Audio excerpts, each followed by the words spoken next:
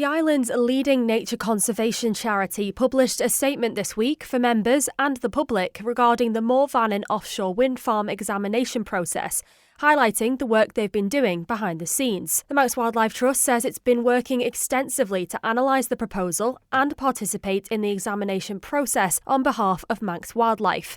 Now, what's interesting in its statement is that the charity is very careful to be crystal clear on one key point.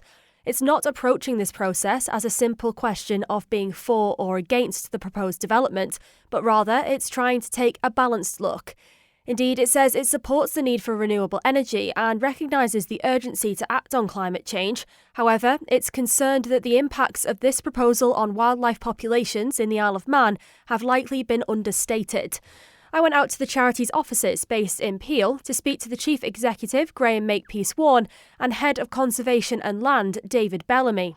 I suppose at the very top, if no one's read the whole thing, could you kind of summarise it for me first, I suppose, Graham? Yeah, clearly this is an important issue. It's a massive project for the island, and there's clearly a lot of very strong opinions out there. And at Manx Wildlife Trust, we were starting to get frustrated at the amount of misinformation, accusations of not having done anything, when in reality we were putting a huge amount of work, a huge amount of resourcing into making representations at the examination. So we wanted to put a statement out to try and address some of those things. And importantly, we wanted to make the point that there is no point in us as an organisation coming out for or against this project at the current time. Our best strength, if you like, is to work through the examination process, and that's exactly what David and his team have been doing. So we wanted to put a statement out explaining the level of work that we'd done and what our findings were. But to reiterate, it doesn't say that Manx Wildlife Trust are either for or against this as a project. We see the need for and support the idea of renewable energy, but we want to make sure that wildlife and wildlife's needs are heard in that process. I suppose that in reading it as well, the thing that jumped out to me, like you say, rather than it being for or against, is actually more of a discussion around the ecological surveys and how it's all, the assessments are undertaken and the comparison between the island and elsewhere, and sort of bringing it down to a Manx level. I suppose in you bringing those representations to the meetings with Ørsted and the public meetings and everything you've had to do, it does say as well you've gone through over 10,000 pages of the applicant's environmental impact assessments. You've got all these documents attached that you've been working through and have had to present. All this work unfunded. Could you also just, I suppose, give me an insight then, David, into all the work that's being done behind the scenes then as well? Thank you. As you said, the initial application is about 10,000 pages long, and since then, during the examination, many thousands of more pages of material have come to light. The actual contents page for the MEMA website runs to over 46 A4 pages, just listing all the documents that we've had to go through. Certainly, we're a very small non-government organisation, so we're not really best geared for this, but one of the reasons we're undertaking the work is we recognise that the Isle of Man government is in exactly the same place. If this application was in the UK, for example, there would be a very large civil service of people experts in wind farms and the potential effects to support an examination. So we are looking to support the Manx nation, really, to make sure that all due process and scrutiny is followed. So then jumping on the ecological concerns, then you say in this letter that several of the baseline ecological assessments are inadequate. Could you give me a sort of understanding of why then? I guess that really stems down to the process. So, at sea, the marine consenting process is different from land. I guess in layman's terms, what the applicant is doing at this stage is applying for almost approval in principle. And what they're saying is that if consented at this stage, they will then go and do further work to really understand, for example, the seabed situation out there. Whereas what we're more accustomed to is all the surveys coming up front, so we really know what we're dealing with. So that kind of, we've got a bit of a chicken and egg scenario. And in terms of that seabed situation, or the benthic assessment as it's called, there's various gaps in our knowledge at this stage, so we still don't really understand what inhabits the seabed, and then the fish and shellfish and other marine animals that are found in that area. So it makes it very, very difficult to actually fully understand the potential impacts of this proposal.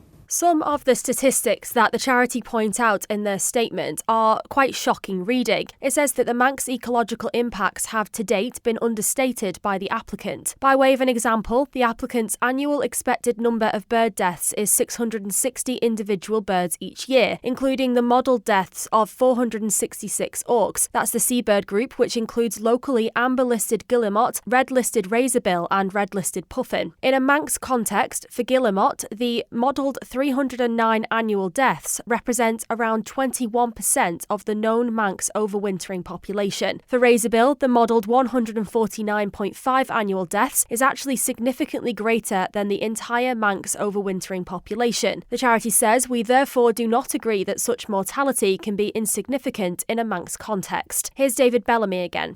They're not small numbers, and I think that will actually shock people. Like, when I read that, I was sort of taken aback by it. Are you simply just trying to sort of give a voice then to these concerns and laying out the statistics in a way that you feel maybe isn't being picked up by these assessments in the way that they work? Whoever wants to take that. Thank you. So I guess it's important to know that these figures are the applicant's figures from their own modelling. We don't have in-house expertise to do our own modelling in this area, so we're taking the applicant's figures at face value. To be fair to the applicant, all of this is above board. It's all in the public domain, but of course it is buried in those 10,000 pages that we talked about before. So by going through this, we're wanting to pick out these impacts. And something that this has highlighted, especially in using seabirds as an example, is what the applicant is saying is that these significance, the 660 expected bird deaths per year, is insignificant. And they've come to that assessment by using what's called biogeographical ranges, and sometimes that's at the scale of the western side of the British Isles, for example. What we're saying is when we start to look at those same figures but reference them to the Manx population, that these really are quite significant. And that significance is important because under established environmental impact assessment protocols, if something is insignificant, you don't have to mitigate it.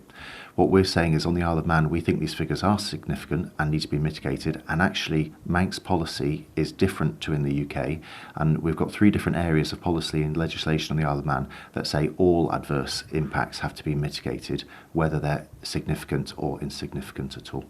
And I'm not expecting you to have the solution to this because you're not the applicant or the company that want to build the wind farm. However, when you say mitigation in place, what would be a suitable mitigation? If you give me like an example of how that would work. So it depends on each species and each group of wildlife that you're talking about, but changing the lowest wingtip height, for example, on the blades, changing the size, orientation and positioning of the overall wind farm, all of these things will have an effect. And we sort of talked a little bit about this off mic before we started, but just to sort of explain another thing in here is the difference really between a standard, I suppose, quote unquote, standard planning application on land versus something like this, which would be in the sea, because we're speaking specifically about the offshore wind farm proposal here. Could you give me a little bit of like understanding into how that process does differ? On land, when you apply for planning permission under the Town and Country Planning Act, for example, you have to submit drawings accurate to within 1 millimetre. What we're seeing in the MEMA, which is the Marine Infrastructure Management Act, which governs all consenting at sea, is proposals that are in some terms looser. For example, the exact siting of the wind turbine generators themselves can move even on the day of erection, depending on the local situation that the construction team would find. So, and also a big thing is within the what's called at this stage the draft marine infrastructure consent. There's a whole plethora of effectively conditions that the applicant would have to meet even if it is approved. So I guess there's potential that many of our concerns could still be addressed after consent through the conditions.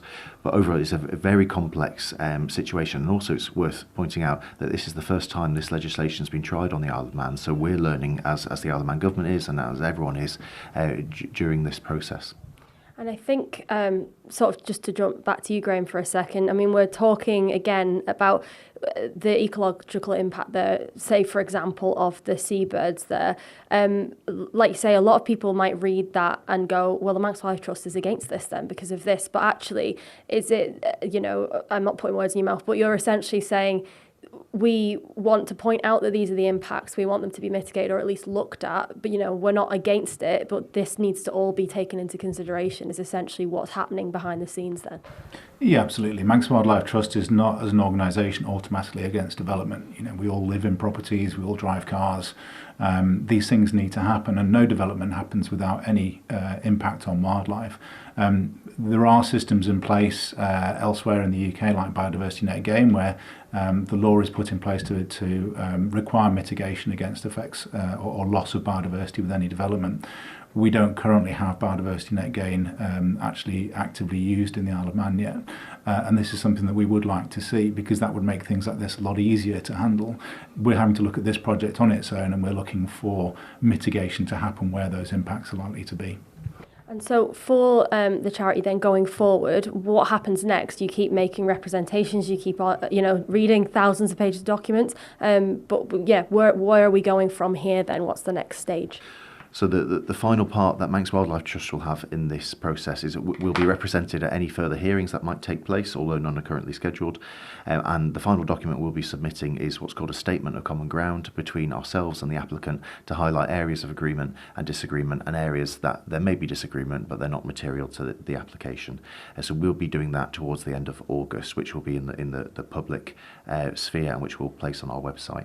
And thereafter the examination closes on the 9th of September, which is 130 days since it began, and this is all in law, the timetable, so it's a very, very tight examination window.